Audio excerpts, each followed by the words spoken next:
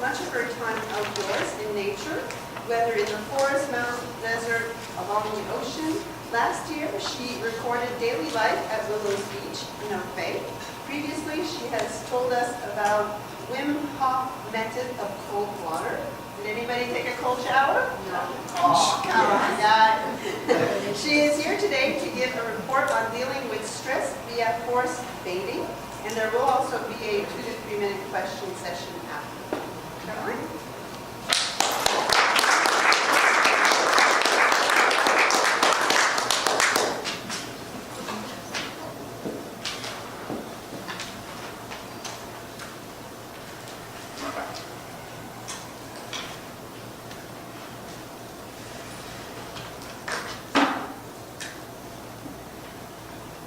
Back in Ottawa, I used to not really look forward to winter as the leaves turn color, but winters weren't that bad if you exclude the harsh coldness and the amount of snow and ice and those kinds of things. But what was good about winter in Ottawa was the blue sky, the brilliant sunshine, the sparkling white snow. How could you feel unhappy like that? You couldn't, because it was bright. You could complain all you liked about how cold it was, but it was bright. People were happy in the winter. Then I moved here, and I realized nobody had said anything about how windy Victoria is. And the first winter I was here, the wind howled! You could hear it from the doors and down the chimney. And the rain just kept coming, and it was dark, and it was dismal, and it was dreary, and people were depressed. And that leads us into our topic. So, Madam Toastmaster and fellow communicators, I present to you Victoria's secret illness. And this is seasonal affective disorder. Sad, because we're all sad in the winter, because it's rainy season. Like last night, I looked at the weather. It had this little cloud symbol with the little rain, which means I won't be mowing my lawn today. 60% humidity. The other problem with this time of the year is that the time between the sunrise and the sunset gets shorter and shorter and shorter until like around New Year's. And so people are getting less sunlight, because one of the ways of correcting SAD is to have more sunlight get outside. And you can tell if you have it because you'll be depressed, you might have problems sleeping, or you might sleep way too much, or you might feel lethargic or just down and you don't want to do anything, you don't want to socialize. So what doctors have been doing is they're saying you can get a lamp, or you could go for a walk at lunchtime, or just get more sunshine, get out there, get a little exercise, and that's how you correct this. So today what I'm presenting is a report. And so this is the problem. The problem is seasonal depression. And then this is a possible way of correcting that. So Shinrin Yoku is forest bathing. It was created in Japan in the early 1980s, although certainly going out into the woods and the sunshine is an old sort of historical way of fixing being depressed. This bit here, that means forest in the Chinese characters in kanji. And I think it's kind of cool because it looks like a whole bunch of little trees. And then this part here, it's like a little bathhouse. So here you are, you're bathing in the forest. And that's what it means. So when you go out into the woods, what this method does is you don't go by yourself. You don't go with just your dog or your friend. You go in a little organized group. So there will be a forest therapy guide who's being trained by the New Society, and they take you out and you go somewhere fairly close to the city, but hopefully where you can't hear the noise of traffic or stuff like that. There should be a little bubbling brook or somewhere and places to sit.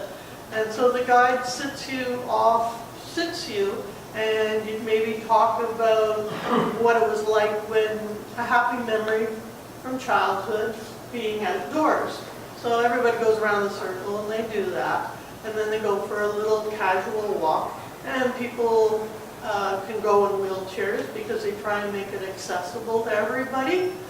And so the guide leads you, and the idea isn't to hike. It's not like going from point A to point B like a motorboat. It's more like sailing where you're just enjoying, not really having a destination. So it may only take you half a mile, but you might be out there for 2 to 4 hours. But the idea is to really, like touch it, use all of, it's a sensual experience. So you're supposed to like touch stuff. The guides have to have wilderness first aid, but they're not actually like a person taking you out on a nature walk that tells you this plant is this and you can eat this. What they try and do is they just get you to like touch the bark on the tree and maybe sit. You're supposed to sit quite often and just listen to the sounds, look at the stuff, maybe touch stuff. I think that there has to be some caution there. Some plants you shouldn't touch because they'll hurt you if you touch them. Then you can smell the smell of the dirt and some like lavender, if you had lavender, and the sound. So that's what I have for that. And so it's a slow and mindful walk in the forest with the trained nature therapy guide.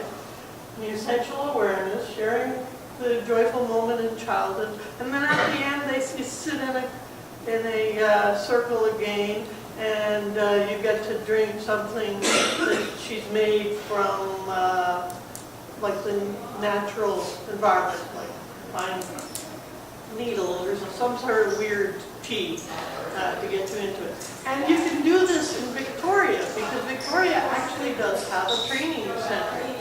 So the person goes for a week and gets trained, and then there's another 6 months of training with a mentor that they kind of do on their own with their mentor. And they have it at Mary Lake out on Mill Stream on Sundays. So my conclusion is that Shinrin Yoku can be a good way of fighting sad. And now we can have questions. Does anybody have a question? Patty? I actually do forest bathing on Piers Island. Oh. And except I don't call it Shinrin Yoku, I call it living in the forest. Cool. And I usually do it alone or with my husband. Did it with my son last week. Why is it thought that it's better in a group? Because I love it just one or two. It's because it's supposed to have that social aspect. Just because if you are depressed, like a lot of doctors and nurses do this, so it is a therapy. So part of the therapy is one-on-one with other people, just so because you might not be social otherwise. Any other questions? Have you heard of the thing that we get from light is from sunlight, anyways, is vitamin D? Have you heard of increasing the vitamin D levels to offset that? Yes, because vitamin D is a chemical version of sunlight. So if you're out in the sunlight enough, certainly they have upped the amount of vitamin D that they recommend for adults quite a bit to what it was, and that's always a good idea to take extra vitamin D. Kendra? You mentioned that in Victoria you go out to, I think it was Mary Lake.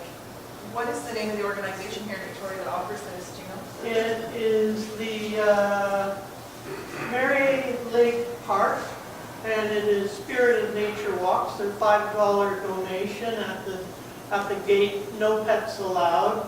And what they are doing is establishing special parks to do the forest therapy in, and that's one. So on Sunday, the third Sunday in November 18, at 1 to 4 is a self-guided walk with a map of the trails. 2 to 3 is an optional guided walk and talk. And then 3 to 4 p.m. is a slideshow and discussion in the house on the lake and herbal teas for a loonie. And so Sunday, November 18th, I'm planning on going. I'd love if you guys would join me. And then it's usually a second Sunday, and so December 9th is the next day. Is that in Mary Lake? Yes. What if it rains that day? Pardon? What if it rains that day, no sunshine? Oh, they still go. You can't not go. Are we out of time? Almost. Any other questions? Well, thank you, and I hope that you join me.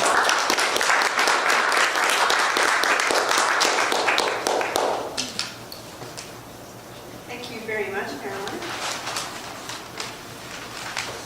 Also, I love how you use the original, the written, the writing. It is from Chinese, so even I don't read Japanese, but I know these are all original from Chinese language. Just very briefly, this one means log, wood. So we have three, also means tree, log or tree. So 3 trees make a forest. 2 trees make wood, so forest, wood. And these 3 drops of water, we call them 3 drops of water, means this is water related. So the water and then the tub, so you got the best. Yeah, very interesting.